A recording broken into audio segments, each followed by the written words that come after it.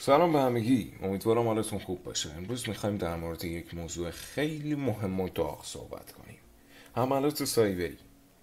واقعا این حملات هر روز پیچیده تر میشن و شناختشون برای اینکه بتونیم از خودمون و اطلاعاتمون دفاع کنیم خیلی حیاتیه.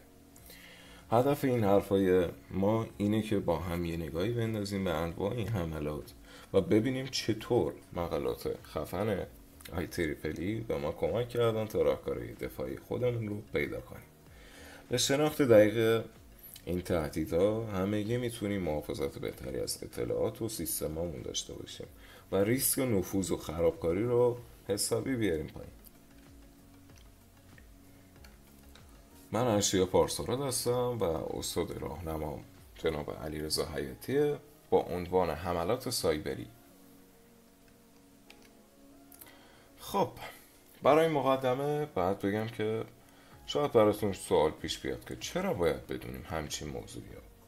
سلام رفقا، امروز میخوایم با هم بریم سراغ یک مبحث خیلی مهم توی دنیای دیجیتال: حملات سایبری. این حملات بزرگترین چالش های امنیتی امروز هستن و شناخت مدل های مختلفشون حرف اول رو میزنه. مقالات IEEE این یه نقشه راه انواع حملات رو نشونمون دادن و کمک کردن بفهمیم هر تهدیدی چیه و چطور میشه باهاش مقابله کرد. پس هدف ما اینه که این انواع حملات رو بشناسیم و ببینیم انواع راهکارهای دفاعی که توی تحقیقات علمی پیدا شده چیا هستن. با این شناخت دقیق شرکت ها و حتی خودمون هم میتونیم جلوی ضررهای احتمالی رو بگیریم و خیالمون راحت تر بشه. خب، مهندسی اجتماعی، سوشال انجینیرینگ یا پریکاری با روان آدم ها، اصلا چیه این مهندسی اجتماعی؟ مهندسی اجتماعی یعنی با یه سری ترفندهای روانی آدم ها رو گول بزنن و اطلاعات محرمانه رو ازشون بگیرن. چه مدلایی داره؟ فیشینگ که همون ایمیل های قلابیه، تومه گذاری، مثلا یک USB میذارن جلوی راهتون و پیشنهاد سازی یه داستان دروغی میگن تا گولتون بزنن و از روش های معروفش بدن این چیزایی که گفتم. مثال واقعی چیه؟ حتما ایمیل های فیشینگ براتون اومده که مثلا طرف بانک اون میخواد اطلاعاتتون رو از کارتتون بگیره. این هم مهندسی اجتماعی هستن که ما داریم میگیم. IEEE چی میگه؟ میگه مقالات IEEE اومدن سراغ راههای شناسایی و جلوگیری از حملات، مثلا یادگیری ماشین یا تحلیل رفتار و کاربر، کمک میکنه که گول نخوریم. در اسلاید بعدی ما راجع به باج افزار یا رنسامور صحبت میکنیم. یعنی چی؟ خیلی عامیانه بخوام براتون توضیح بدم، یعنی قفل کردن اطلاعات تا پول بدیم. چیه و چطور کار میکنه؟ باج افزار یک نوع بد افزاره که اطلاعات شما رو رمزگذاری میکنه و بعدش ازتون باج میخواد تا اطلاعاتتون رو آزاد کنه. هدف اصلیشون هم مشخصه: پوله. مشهوراش چیان؟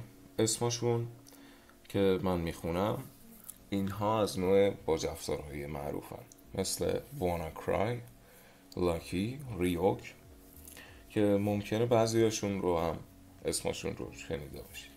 یا حمله به شرکت کلونال پایپلاین توی سال 2021. اینا نشون میدن که چقدر یک باج افزار میتونه جدی باشه. حالا IEEE چی گفته؟ IEEE و مقالاتش روی تحلیل رفتار باج افزارها تمرکز کردن و دنبال روش‌های مثل تشخیص رفتارهای غیرعادی و بازیابی سریع اطلاعات هستن. در اسلاید بعدی راجع به حملات محروم سازی از سرویس، دیداس یا داس یا همون قطع کردن اینترنت یا سرویس هاست. اصل ماجرا چیه؟ توی این حملات مهاجم با فرستادن ترافیک خیلی زیاد یا درخواست‌های بیشمار کاری میکنه که سرویس‌های آنلاین مختل بشن، دیگه نتونی ازشون استفاده کنی. یه سری مدل‌های رایج داره، مثل UDP Flood، Sink Flood و HTTP Flood. از مدل‌های معروف این عملات هستن که هر کدومشون هم به یک روش خاصی شبکه رو مورد هدف قرار میگیرن. تحقیقات IEEE الگوریتم‌هایی برای تشخیص این عملات و راهکارهایی برای کاهش بار حملات ارائه دادن تا سرویس ها همیشه در دسترس باشن. در اسلاید بعدی ما راجع به تزریق SQL یا SQL injection، نفوذ به مغز دیتابیس صحبت میکنیم. تعریفش چیه؟ تزریق SQL یعنی چی؟ یعنی مهاجم با وارد کردن یه سری کدهای مخرب SQL به اطلاعات حساس توی پایگاه داده‌مون دسترسی پیدا میکنه. مثال علمیش چیه؟ معمولا این عملات توی وبسایت‌های اتفاق میفته که ورودی‌های کاربرا رو درست چک نمی‌کنن و راهو برای دسترسی غیر مجاز باز میکنن.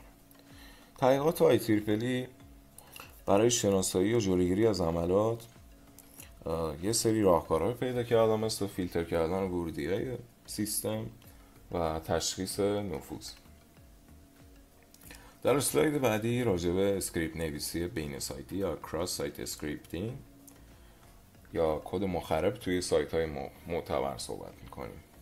این حمله یعنی یک کد مخرب جاوا اسکریپت رو توی سایت ما معتبر میکارن و اون کد توی مرورگر کاربرا ایجاد میشه. انواعش چیه حالا؟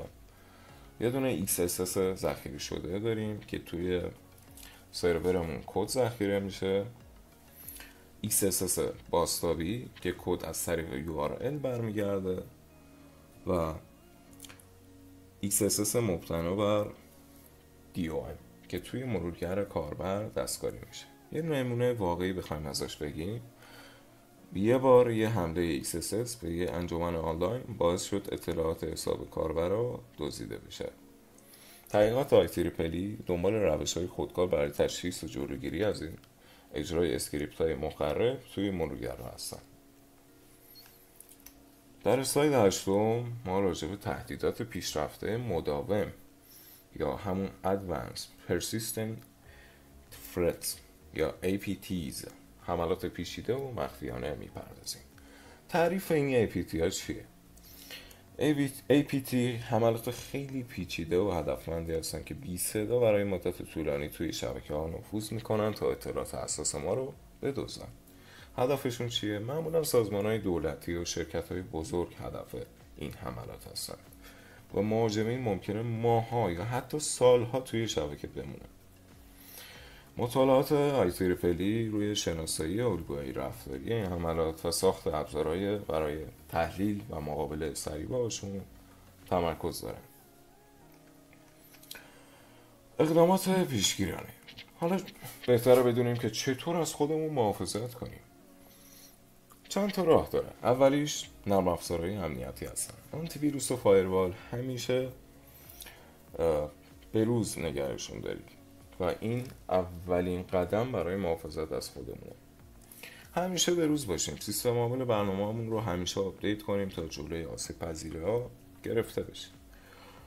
در راهکار بعدی و بدونیم که باید کارکنانمون رو آموزش بدیم. باید با تهدیدها و مهندسی اجتماعی آشنا باشن تا خطای انسانی کمتر بشه. احراز هویت قلبی. رمزهای عبور پیچیده و احراز هویت چند عاملی MFA رو باید جدی بگیرید، چون که خیلی مهمه.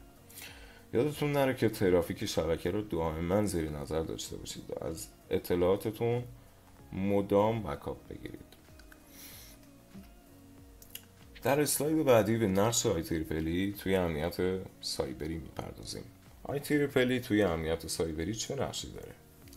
اولین نقشه که داره خلاقیت توی تشخیص تهدید است. مقالات IEEE کلی الگوریتم و مدل جدید برای شناسایی و تحلیل تهدیدهای سایبری ارائه میدن و استانداردسازی امنیت میکنن که نقش خیلی مهمه توی ساخت و بهبود استانداردهای امنیت اطلاعات دارن.